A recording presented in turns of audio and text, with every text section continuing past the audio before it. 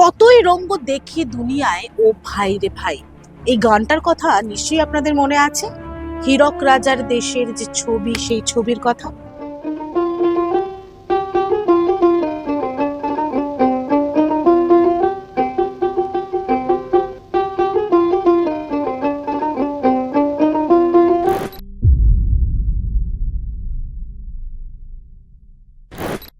এই রঙ্গ দেখতে আর দুনিয়া ভ্রমণ করতে হবে না, এ রাজ্যেতেই অনেক রঙ্গ আপনারা দেখতে পাবেন। সকলেই এ রাজ্যের অর্থাৎ এই বাংলার যারা বাসিন্দারা রয়েছেন সকলেই খুব ভালো আছেন, সুস্থ আছেন। কিন্তু কখনো সখনো দেখা যায় আশা কর্মীরা যখন স্বাস্থ্য অভিযান করতে যান তখন তাদেরকে একটু টেনে হিচড়ে লোহার ব্যারিকেড থেকে নিচে নামানো হয়।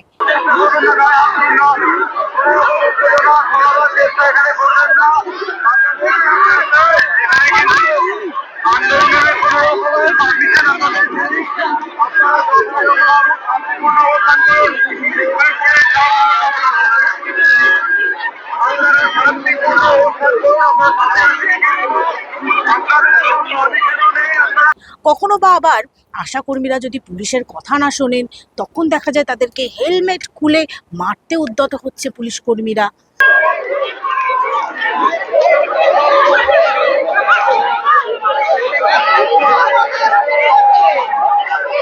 কখনো বা আবার দেখা যায় যারা ব্যারিকেড ভেঙে ওই পারে যাওয়ার চেষ্টা করছেন তাদেরকে মারার জন্য বুকে লাথি মারছেন আশা কর্মীদের পুলিশ কর্মীরা।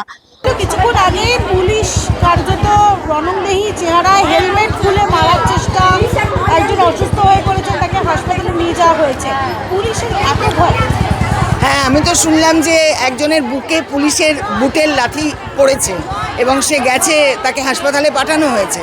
ব্যাপার হচ্ছে আজকে আসবে সেটা স্বাস্থ্য ভবনের আধিকারিকরাই বলেছিলেন। তো কাল বলে দিলে হতো যে ওদের দাবিটা মিটিয়ে নেওয়া হয়েছে, দাবিটা মেনে নেওয়া হলো।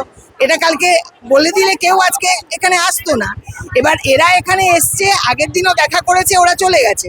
তাহলে আজকেও দেখা করতো, এই একটা যুদ্ধক্ষেত্র তৈরি করার কি প্রয়োজন পড়লো? আশা কর্মীরাও বুঝছে না, আমরাও বুঝছি না। কখনো বা আবার তারা তাদের এই অভিযান বন্ধ করার জন্য জেলায় জেলায় বিভিন্ন প্রান্তে পুলিশ ফোর্স নামিয়ে দেওয়া হয় যাতে এই অভিযান বন্ধ করতে হয়। কি সমস্যা হচ্ছে? আপনারা কোথা থেকে এসেছেন? আমরা বর্ধমান থেকে এসেছি। আমাদের আটকে ছিল আজকে? হ্যাঁ, পুলিশ আটকেছে, বর্ধমানে পুরো ঘিরে রেখেছে আমাদেরকে, বাথরুমে পর্যন্ত যেতে দিচ্ছে না। বাথরুম করবে কত মেয়ে বলছে। কি ট্রেনে করে এসেছেন? হ্যাঁ, ট্রেনে আমরা সুপারটা ধরেছি, ট্রেনে সুপার লোকালটা 8:35-এর। ট্রেনে উঠতে দিচ্ছে না, দিয়ে আমরা জোর করে ঠেলে ফেলে সব আমরা মহিলা কামরা যেটা ছিল উঠতে দিচ্ছে না। পুলিশরা আটকে, মহিলা পুলিশ এমনি পুলিশে বলছে দিদি আপনারা এইখানে গেলেও হাওড়া থেকে আপনারা বেরোতে পারবেন না। হাওড়ায় আরও অনেক পুলিশ মোতায়েন করেছে, হাওড়া থেকে আপনারা একদম বেরোতে পারবেন না, ওখানে স্বাস্থ্য ভবন যাওয়া তো দূরের কথা। এইসব বলে আমাদের আটকে রাখছে, দিয়ে আমরা হাওড়া নেমে মেট্রো করে আমরা চলে এসেছি এখানে। আমাদের সামনে অনেক মেয়েকে আসতে দেয়নি, আমাদের সামনে মেয়েদেরকে আসতে দেয়নি। কোথা থেকে আসেন? আমরা পূর্ব বর্ধমান থেকে আসছি। কি হয়েছে? কি রাস্তায় কি সমস্যা? রাস্তায় পুলিশ আটকে দিচ্ছে, কোনো মেয়েকে অনেকদেরকে তুলে নিয়ে চলে যাচ্ছে। কোথাও দেখা যাচ্ছে পুলিশ তার হেলমেট খুলে আশা কর্মীদের দিকে মারতে উদ্যত হচ্ছে। কোথাও দেখা যাচ্ছে যে লোহার ব্যারিকেড, সেই লোহার ব্যারিকেডের ওপরে যখন আশা কর্মীরা উঠে গিয়েছেন তাদেরকে টেনে হিঁচড়ে নিচে নামানোর চেষ্টা হচ্ছে। কোথাও বা আবার পুলিশ সেই আশা কর্মী, নাম বন্দনা সোম, গুরাপের বাসিন্দা, তার বুকে লাথি মারতে। এই ছবি একটা জায়গা, স্বাস্থ্য ভবন। আজ স্বাস্থ্য ভবন অভিযানের জন্য জেলার বিভিন্ন প্রান্ত থেকে, সেটা আসানসোল, দুর্গাপুর, পুরুলিয়া, বাঁকুড়া, কলকাতা, হাওড়া, হুগলি, সমস্ত জেলা থেকে যেভাবে একের পর এক আশা কর্মীরা আজ শহর কলকাতায় এসেছেন, যদিও বা তাদের বেশ কয়েকটি বাধার সম্মুখীন হতে হয়েছে, আর বেশ কয়েকটি মানে পুলিশের বাধা। দেখুন, এখানে পুলিশ এত অতি সক্রিয় কিসের জন্য? বেলডাঙ্গায় কোথায় ছিল পুলিশ যখন মহিলা সাংবাদিকের ওপর এরকমভাবে অ্যাটাক হয়েছিল? আপনার মুর্শিদাবাদে যখন লুট হচ্ছিল কোথায় ছিল পুলিশ?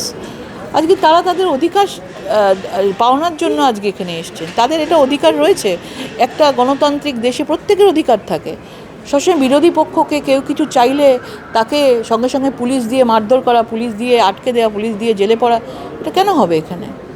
মমতা বন্দ্যোপাধ্যায় একজন মহিলা, এখানে এত মহিলা এসছেন, মহিলারা দূর দূর থেকে এসছেন, তাদের কোনো রকম কিছু ব্যবস্থা না করে, কোনো রকম টয়লেট নেই, কিছু নেই, খাওয়া দাওয়া নেই, জল নেই, কিছু নেই, আর তাদেরকে উল্টে লাঠির বাড়ি খেতে হবে?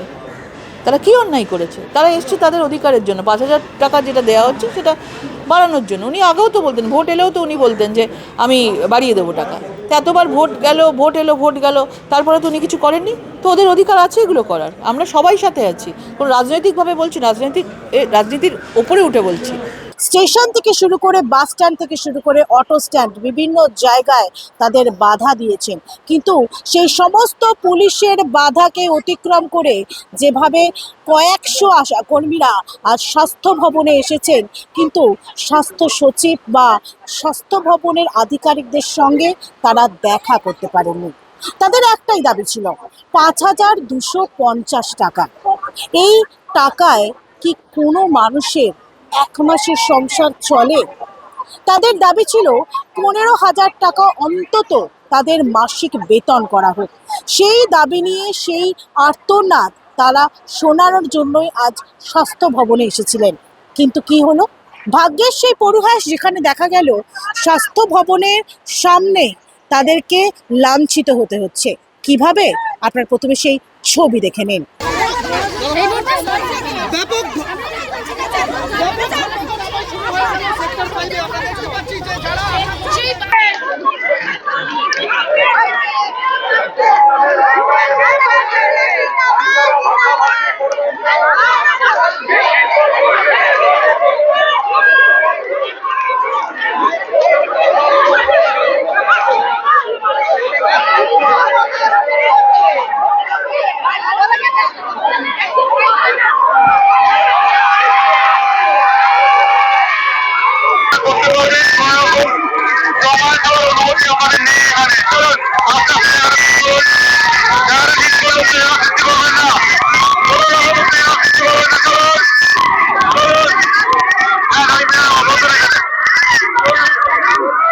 দেখলেন তো কিভাবে একের পর এক যারা স্বাস্থ্যকর্মীরা রয়েছেন, আশা কর্মীরা রয়েছেন, তাদেরকে আটক করা হচ্ছে, বাসে তুলে নিয়ে যাওয়া হচ্ছে, টেনে হিচড়ে ব্যারিকেডের ওপর থেকে নামানো হচ্ছে, বুকে লাথি মারা হচ্ছে, হেলমেট খুলে মারতে কার্যত উদ্যত হচ্ছেন পুলিশ কর্মীরা।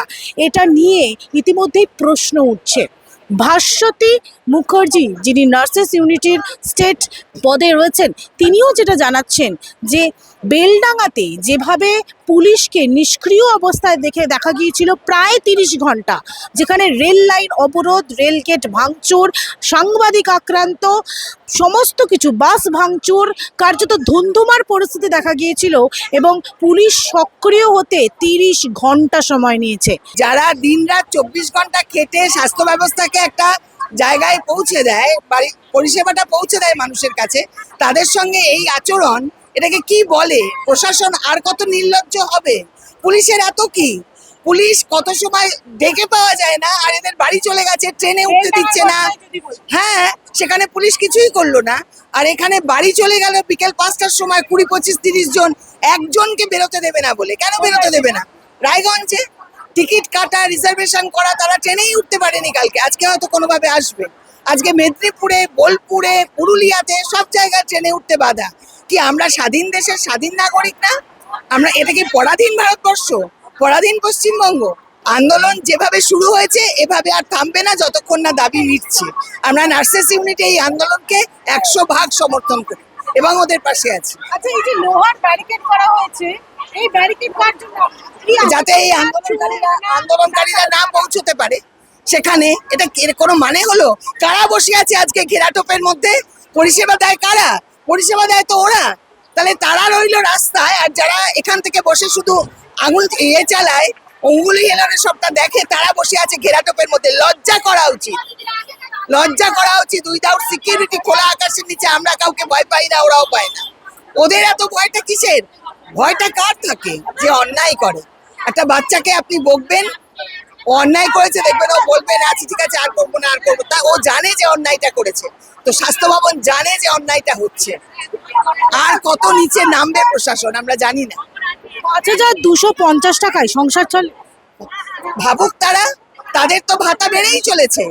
পুলিশের ভাতা পুলিশের বেতন 14 মাসের, 12 মাসে বছর, ওদের 14 মাসের বেতন। হ্যাঁ, ওদের ছুটি ছাটা নেই, তাই ছিল 13 মাস, হয়ে গেছে 14 মাস। আর আমরা কি নার্সরা কি বা আশা কর্মীরা কি?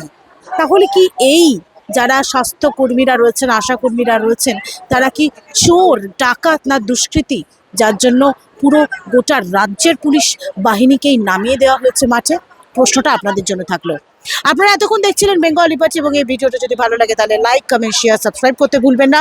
www.bengalliberty.com আপনাদের জন্য রয়েছে সমস্ত খবর সাজানো। স্বাধীন, কাছেহীন, গেরিলা সাংবাদিকতার পাশে দাঁড়ান। ধন্যবাদ।